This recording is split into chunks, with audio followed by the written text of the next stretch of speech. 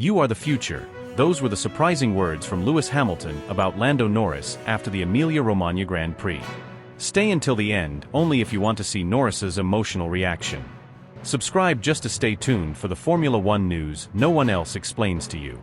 The tension in the paddock had barely begun to ease. Engines had fallen silent, tire smoke had dissipated into the humid air over Imola, and crews were finally exhaling after hours of relentless focus and adrenaline. The post-race chaos, the rush of interviews, data analysis, and social media explosions, had only just begun to taper off when whispers of something unexpected began rippling across team boundaries. It wasn't a controversy broadcast over race radio. It wasn't a furious driver storming into a stewards' meeting. It was quieter, subtler, and somehow more explosive. The moment wasn't planned. It wasn't public, but it was felt. Near the McLaren hospitality suite, barely 5 meters from the bustle of mechanics packing equipment and media chasing quotes, Lewis Hamilton, still in partial race gear, his fireproofs unzipped halfway, chest rising and falling with post-race exertion, was seen engaging in what appeared at first to be a casual exchange with Lando Norris. The two Brits had crossed paths in the aftermath of a grueling Emilia-Romagna Grand Prix, both physically drained but wired from the sheer intensity of the race. To onlookers, it seemed like a standard debrief between two drivers who shared a mutual respect. A handshake, a pat on the back, maybe a few words of encouragement. But what unfolded next wasn't routine. Subscribe just to stay tuned for the Formula One news no one else explains to you. According to multiple on-site sources, including a Sky Sports audio technician calibrating mic levels for a live crossfeed, and a McLaren comms assistant who later admitted to catching fragments, Hamilton's tone shifted dramatically. What began as friendly race chatter quickly morphed into something far more personal, far more deliberate. He wasn't just offering kudos. He was delivering a message. "You're the one this year," Hamilton reportedly told Norris, locking eyes with an intensity that stopped the younger driver in his tracks. "I'm telling you right now, Lando. You're going to win the championship." At first, Norris chuckled nervously, assuming it was a flattering overstatement, the kind of hyperbole veterans sometimes use to encourage the rising stars. But Lewis didn't laugh. He didn't grin. He doubled down, leaned in, lowered his voice just enough to make it intimate, but not low enough to avoid being heard by the wrong ears. "You've got the car now. You've got the head for it. You've got the fight. You just need to see it before the rest of them admit it to themselves." The gravity in Hamilton's voice caught Norris off guard. Those nearby said the McLaren driver's smile faded instantly. His posture changed. It was no longer a casual conversation, it was a passing of the torch. And both of them knew it. "You mean that?" Norris asked quietly, almost skeptically. Lewis nodded once, firm. "That means more than you think, mate," Norris replied, his voice dropping into something more vulnerable, more authentic. The kind of tone drivers rarely show outside of private conversations. His glance shifted sideways, aware now that their moment was likely being observed, and possibly recorded. But Hamilton wasn't done. He leaned closer, voice low, yet audible enough to those closest to the conversation, and began detailing his observations from the last 3 race weekends, a level of insight that stunned even those who overheard it. Subscribe just to stay tuned for the Formula One news no one else explains to you. "I've watched every stint you've done," Hamilton said. "Bahrain, Australia, here. Your tire degradation has been minimal. Your throttle modulation in Sector 2, world class. You're threading the car through pressure laps like you've been doing this 15 years. I wasn't that smooth at your age. And you're doing it against a grid that's stronger than when I started. Max knows it. Charles definitely knows it. That's why they're agitated. That's why today wasn't just another race, it was a warning shot." One McLaren engineer nearby later described the moment as goosebumps territory, not because of what was said, but who was saying it, and how. Hamilton wasn't preaching. He was predicting. He was investing emotionally in a driver outside his own team. That alone would have raised eyebrows across both camps. But the context made it seismic. Because just hours earlier, Norris had gone wheel-to-wheel with Verstappen and Leclerc in a breathtaking middle stint that forced both rivals to dig deep into their tire strategies and pit plans. He hadn't just held position, he commanded it. And as Hamilton watched from his mirrors and telemetry screens, he wasn't just seeing pace. He was seeing belief. The kind that makes champions. "You've stopped defending your potential," Hamilton said. "Now you're driving like you own it." It wasn't bravado. It wasn't ego. It was clinical recognition from a man who had spent years being the target, the benchmark, the yardstick by which all others were measured. For Hamilton to say those words, to a McLaren driver no less, in the middle of a championship battle where Mercedes were barely keeping up, was nothing short of monumental. And it sent ripple effects through the paddock. Subscribe just to stay tuned for the Formula One news no one else explains to you. The media didn't catch the whole thing, not right away. But word spread fast. The Sky Sports tech had quietly relayed the gist of the conversation to a producer. Within 15 minutes, social media was abuzz with rumors about a private endorsement between Hamilton and Norris. #TheChosen1 began trending on X. Former drivers like Jenson Button and Nico Rosberg weighed in on air, cautiously dancing around the unconfirmed reports but visibly intrigued. The McLaren camp stayed silent, publicly. But behind closed doors, engineers were already noting a subtle shift in Lando's demeanor. He was lighter, more grounded, more assertive. His post-race debrief wasn't tentative or inquisitive, it was declarative. He wasn't asking where he lost time. He was dissecting where others couldn't match him. As for Hamilton, he returned to the Mercedes motorhome without further comment. He avoided media questions, sidestepped any direct mention of Norris, and instead spoke only of long-term vision and respect for the new generation. But anyone watching closely knew something had changed. It wasn't just admiration. It was acknowledgement. Hamilton had spent years battling Verstappen, parrying Leclerc, outsmarting Alonso, and holding off a dozen other would-be successors. But in that quiet, almost cinematic moment near the McLaren suite, among the folding chairs, half-packed crates, and software of data servers, he did something that stunned the entire Formula One world. He passed the crown. Not with ceremony. Not with press statements. But with 6 words whispered in the firelit dusk of a Sunday no one would forget. "You're going to win this year." What truly caused a ripple across the paddock wasn't just the on-track incidents or the press conferences that followed. It wasn't the overtakes or the controversial corner battles, but rather a moment that happened off the cameras, or almost off the cameras. Because sometimes, it's not the roar of the engine that leaves the deepest impact, but the silent storm written across a driver's face. Oscar Piastri had just finished P5, and despite the solid points haul, his entire body language screamed discontent. He walked with sharp, deliberate steps past a group of drivers and engineers, still holding his helmet like a warrior walking off a battlefield. He didn't slow down. He didn't make eye contact with Lando Norris. He didn't even glance in the direction of Lewis Hamilton, who was standing mid-conversation with Norris just meters away. Piastri's jaw was locked, his lips pressed tight, eyes focused straight ahead, not toward celebration, but away from frustration. There was no handshake, no nod, no acknowledgement. Just pure, controlled fury walking at speed through the heart of the paddock. Lewis noticed it instantly. The conversation he was having with Norris broke mid-sentence. Not because of what was being said, but because of the energy that passed by. Without hesitation, and with a brief courteous hold on a sec to Lando, Hamilton turned and followed the young Australian down the corridor that led toward the McLaren team area. It wasn't a PR move. There were no cameras following them directly, just a handful of journalists whispering and a few team members watching with thinly veiled curiosity. The moment was quiet, but electric. What was said in full will likely never be known. The microphones weren't there. The camera crews were occupied elsewhere.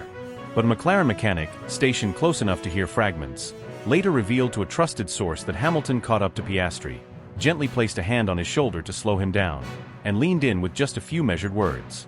"You've got speed," Hamilton said, not with arrogance or pity, but with a rare tone of genuine mentorship. "But this sport's mental, Oscar. Don't let the headlines write your season before you do. One race doesn't define you." His voice, according to the mechanic, wasn't preachy. It wasn't condescending. It was sharp, focused, like someone speaking from experience, from scars. Piastri didn't reply. Not with words. He simply gave a small nod, barely perceptible, but enough to signal that he heard. That he understood. That something somewhere in those words resonated. Hamilton then gave him a light pat on the back, the kind you give a fellow soldier, not a rival, and added in a quieter tone, "You're in the right team at the right time. The moment will come, But you've got to be patient and hungry at the same time. That's the trick. Piastri didn't slow down. He didn't turn back. But the mechanic noted something else. The tension in his shoulders changed. Not completely. Not entirely. But enough. Enough to notice. What followed spoke volumes. Piastri bypassed the typical post-race McLaren debrief. He didn't join the engineers. He didn't check in with the data analysts. He didn't take his seat in the circle of post-race review. Instead, he went straight to the driver room. Alone. No helmet bag, no physio, no entourage. Just him. And silence. Inside the McLaren garage, the whispers began almost instantly. This wasn't about a tire strategy anymore. It wasn't just about a missed undercut or a poorly timed pit call. It was deeper. More personal. People started asking questions no one wanted to say out loud. Was Oscar beginning to feel the shadow? Was he starting to sense that McLaren's internal energy, the media love, the team chemistry, the long-term investment, was tilting ever so slightly toward Norris? Was it starting to affect his mindset? Was it already affecting his driving? Some insiders said this wasn't the first sign, that there had been previous moments. Subtle shifts. Team radio frustrations. A few cold exchanges. But this was visible. This was emotional. This was the kind of thing that doesn't just get patched over with a media-friendly tweet. This was the seed of something bigger, of conflict, of rivalry, of identity within the team structure. And then there was Lewis, walking back calmly, saying nothing more, rejoining his conversation with Norris as if nothing had happened. But the tension in the air didn't vanish. It followed him, like a rumor dressed in smoke. Because even while Hamilton was giving words of wisdom to a younger driver, his interactions elsewhere were starting to ignite completely different fires. If Hamilton's tone with Piastri was reflective, experienced, even fatherly, then his demeanor around Charles Leclerc was the complete opposite. Cold, calculated, and increasingly contentious. The tension between the two was no longer subtle, no longer a passive undercurrent of competition. It was palpable, unmistakable, and escalating with each passing hour. A Ferrari communications officer, who spoke on the condition of anonymity, confirmed that both drivers had been invited to participate in a charity photo session following the race, one backed by a major sponsor with substantial PR implications.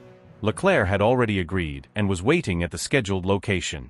Media teams were in place. Photographers ready. But Hamilton never showed up. Not late, just absent. When the Ferrari rep informed Charles that Lewis had opted not to attend, Leclerc, visibly annoyed, reportedly muttered under his breath but loud enough to be heard, "Typical. Only shows up when he gets the headlines." Those words weren't shouted. They weren't theatrical. But they stung. They revealed a rift, one born not just of racing incidents or hard overtakes, but of something deeper. Respect tested. Ego bruised. Legacy questioned. Because behind the scenes, Leclerc had been growing increasingly weary of what he perceived as Hamilton's double standard. Supportive when it suited him, absent when it didn't. There had been other moments too, the cold handshake in Monaco, the awkward exchange in the driver briefing in Bahrain, the snub at the sponsor gala in Singapore. All small. All deniable. But together? A pattern. And now, after that on-track move that forced Leclerc to lift and lose position, and after the post-race avoidance of a simple photo, things had shifted. Lines were being drawn. Not officially. Not on the record. But through body language, through silence, through side glances and skipped events. Formula One politics, written not in press releases but in everything unsaid. Meanwhile, the fans? They weren't just watching. They were feeling it. Social media exploded with side-by-side comparisons. Clips of the overtake. Clips of the non-photo. Slow-mo analysis of Leclerc's mutter. A viral tweet even zoomed in on Piastri's face as Hamilton spoke to him, trying to read his lips. The engagement wasn't just high, it was frenzied. The storylines had written themselves. Mentor and prodigy, rivals on the brink, tensions rising across garages. And the truth was, no one knew what came next. Would Piastri erupt? Would Leclerc retaliate on track? Would Hamilton double down, or play peacemaker again? The chessboard was set. The pieces were moving. But the end game? Still unknown. And that uncertainty, that combustible, addictive uncertainty, is what keeps millions glued to their screens. Because in Formula One, the drama doesn't always unfold in the race. Sometimes, it starts right after the checkered flag. This wasn't new. Not really. The cracks in their relationship didn't just appear overnight. They've been there for over a year, hairline fractures beneath the surface of mutual professionalism, growing wider with every on-track skirmish, every ambiguous radio message, every icy glance in the paddock. What once was mutual admiration has curdled into something bitter and unspoken. Drivers will always say the right things to the press: respect, competition, hard but fair. But behind closed doors, the truth rarely wears a smile. Some point to Jeddah as the true turning point. That qualifying session wasn't chaotic just because of traffic and timing, it was psychological warfare. Leclerc's lap was building, clean through sectors 1 and 2, and as he came barreling down on Hamilton, the Mercedes seemed to drift, just slightly, into the racing line. Charles lifted, aborted. The moment was brief, barely perceptible on the timing screens, but in Leclerc's mind, it was intentional. A surgical disruption. Hamilton claimed he hadn't seen him. The data was inconclusive. But Charles never believed the excuse. And from that moment, something shifted. A seed of mistrust was planted. Others say Zandvoort was where things truly began to unravel. The rain. The constant toggling between intermediates and slicks. And 2 almost collisions, once into turn 3, where Hamilton forced the issue around the banking, and once down the pit straight, where Leclerc drifted just a bit too far left.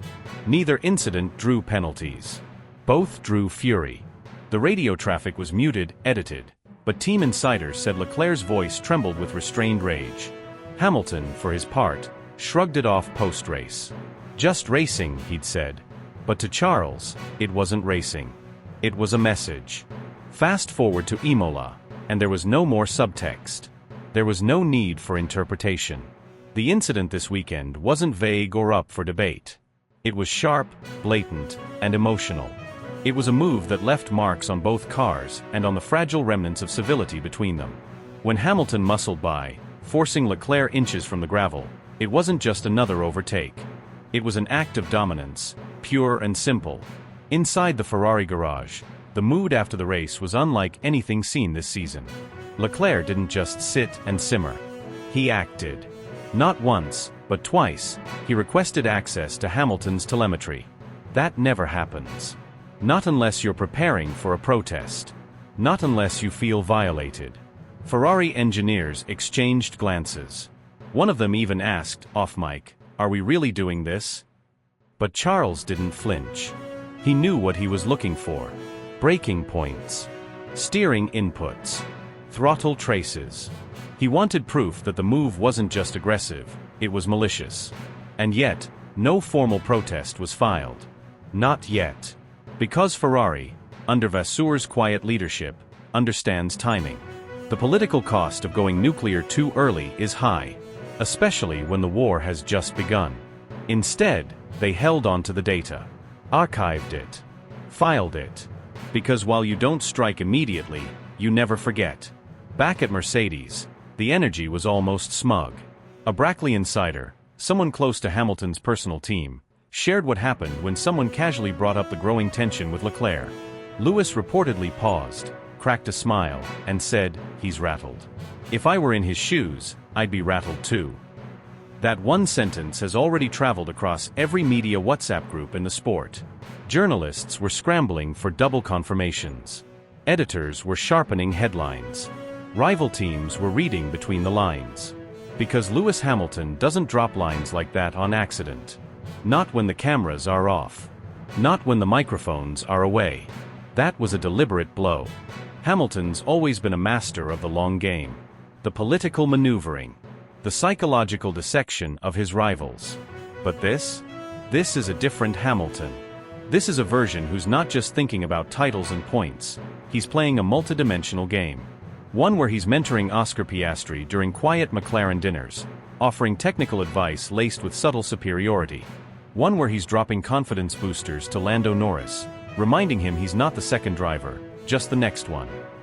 And one where he's actively, strategically, and almost gleefully dismantling Leclerc's confidence. Not by crashing into him, but by getting inside his head. Sources close to Ferrari have admitted, off the record, that Charles is not sleeping well. He's spending longer in the simulator. His media sessions have grown shorter, more clipped.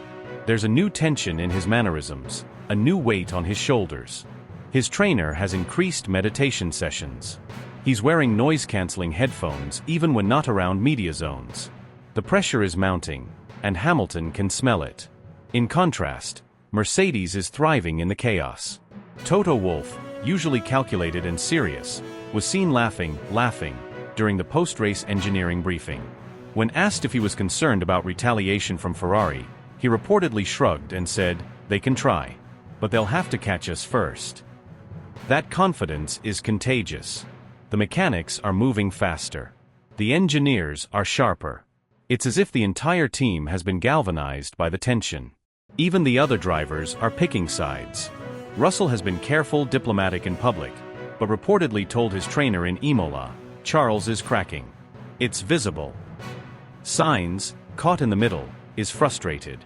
Not at Charles, but at the noise. He wants to focus, but the spotlight has shifted, and he's now the supporting actor in a headline he never asked to be part of. It's like watching a slow-motion crash, he reportedly told a friend. And I'm strapped to the hood. The paddock isn't just watching. It's waiting. Because everyone knows Montreal is next. High-speed straights. Brutal braking zones. Zero room for forgiveness. And the wall of champions, always hungry for egos larger than its concrete. If Hamilton and Leclerc find themselves side by side into turn 1, nobody's betting on mercy. They've both made their intentions clear. Leclerc won't back down. Hamilton won't flinch. And Formula One, already a sport built on chaos, has just become a stage for one of the most personal rivalries in years. This isn't about the championship anymore. This is about identity, legacy, dominance. Leclerc wants to prove he belongs in the elite tier, not as the guy who could win, but as the guy who will. Hamilton wants to remind the world that the king never left. He just changed his strategy. Neither of them will yield. And every inch of asphalt between now and the end of the season might as well be a battlefield. There's no turning back. Not after what's been said. Not after what's been done. Montreal won't just be another race. It'll be a reckoning. A collision course. The beginning of something bigger, darker, and far more brutal than anyone could have scripted. And the whole world will be watching, not because they have to, but because they can't look away. The atmosphere after the Emilia-Romagna Grand Prix was unlike anything the paddock had felt in months. Not because the standings shifted in any monumental way, or because of a late race overtake that broke the internet. It was something deeper. Something heavier. A shift in tone. A change in posture. A sense that the guard wasn't just changing, it was colliding. Hamilton had been blisteringly fast all weekend. Not dominant, not untouchable, but sharp in a way that made everyone stand a little straighter. The final timesheet showed him exactly 1 second ahead of Leclerc, a gap that in the age of hyper-optimized machinery and millisecond margins may as well have been a lifetime. And yet that number was almost irrelevant. Because long before the race ended, the tension between them had already reached boiling point. The third lap of the race will be studied for weeks. Going into Variante-Villeneuve, Hamilton darted inside, not late-braking, not locking up, but threading the needle with a kind of brutal certainty that only a handful of drivers in history can execute. Leclerc, boxed in by a tight midfield pack behind and caught between instinct and strategy, had to brake harder than expected. The momentary lift cost him 5 positions, but it cost him far more mentally. It broke his race open at the seams. His body language shifted. His radio tone darkened. The Ferrari was still running, still competitive, but something in Leclerc's rhythm was off, as though his race had been broken into fragments and he was now forced to glue them back together mid-battle. His engineer tried to soothe him, offering updates and pit strategy adjustments, but Charles barely responded. A clipped copy. A muted understood. Gone was the fire from qualifying. Gone was the voice that usually guided the Scuderia from chaos into clarity. Leclerc was driving fast, but with the kind of haunted intensity that comes after a knife has already been stuck in. And the person holding the hilt? Lewis Hamilton. Leclerc made it back to 6th by the end, but it wasn't enough. Not by his standards. Not for a home race. And certainly not when the man who had elbowed him out of clean air had not only outpaced him, but looked unbothered doing it. The confrontation between them wasn't just emotional, it was electric. Leclerc didn't even stop at the debrief tent. He ignored the post-race hydration station, the team physiotherapist waiting with electrolytes. He walked directly toward Mercedes. Unscripted, unfiltered, a man who had been waiting 30 laps to speak his mind. And when he found Hamilton inside the motorhome, the exchange was instant. "You call that racing?" he demanded, voice louder than anyone had heard all weekend. Hamilton didn't flinch. He didn't stand up. He didn't even take off his gloves. "I call that surviving. You're still in one piece, aren't you?" Leclerc stepped closer. "You cost me 5 positions. You barged through like I wasn't there." "I was there," Hamilton replied. "That's the difference." The volume escalated. Voices from both teams started to crowd the space, trying to form a human buffer. One Mercedes mechanic whispered into his comms, "Get Toto. Now." But by then, the back and forth had already hit full speed. "You only do this when you're scared," Leclerc shot. "You don't make moves like that on Max." Hamilton finally stood. "That's because Max knows when to back off. You still think the world owes you space." Toto Wolff arrived just in time to break the standoff. Vasseur wasn't far behind. The Mercedes and Ferrari bosses ended up in a closed-door room, with video replays loaded on tablets and 2 very different interpretations of the same corner. Vasseur was animated, pointing at brake telemetry and GPS overlays. He was behind at the entry. He dove in at the last second. Charles had no room. Toto stayed calm. He was ahead by the apex. If Charles didn't like the squeeze, he should have defended harder. That's how you race. The stewards didn't investigate. No penalties. No reprimands. But the paddock knew that didn't mean it was over. Hamilton had fired the first shot. Leclerc had answered. Now they were in open conflict. But the real twist came hours later, long after most media had packed up and left. As the sun dipped below the Italian hills and the garages began to close, whispers began to spread through the paddock about a different driver. Not Charles. Not Lewis. Not Max Lando.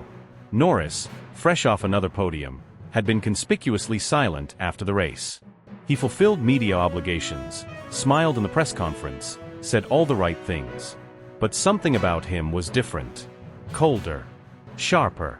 Focused in a way that almost looked uncomfortable. Sources within McLaren confirmed he stayed an extra 45 minutes in the engineering debrief, quietly watching aero data, reviewing simulation overlays, not saying much, just listening. Absorbing. Calculating. He didn't join the usual Sunday night McLaren gathering in the hospitality area. No jokes. No champagne. Just data. A man who seemed, for the first time, to be truly thinking about what a world championship would really require. Not race wins. Not headlines. But war. Mental, strategic, emotional war. And he looked like someone preparing for it. When a McLaren strategist asked him about Hamilton's move on Leclerc, Norris just shook his head. "I wouldn't have lifted," he said. Then he turned back to his screen. Hamilton, meanwhile, was one of the last to leave the paddock. No entourage. No big team of photographers. Just him, a black hoodie, and silence. As he climbed into his AMG courtesy car, a Sky Sports reporter caught him for a second. "Lewis, any final thoughts on today?" He paused, halfway into the car, looked back, and with the kind of half-smile that people will remember for years, he said, "If I know anything about titles, it's that they go to the ones who believe before everyone else. And right now, Lando's the only one driving like a champion." It wasn't flattery. It wasn't encouragement. It was a warning. A coded message to every garage on the grid. A prophecy. And if Hamilton's instinct is still razor-sharp, if his vision for champion still holds true, then the driver who might lift the next trophy might not come draped in red. Or silver. Or even blue and yellow. It might be someone in papaya, staring silently at wind tunnel data, calculating how to break a dynasty without saying a word. And it might be Lewis Hamilton, the man who once ruled the grid, who now holds the door open for the one ready to replace him, not with applause, but with acknowledgement.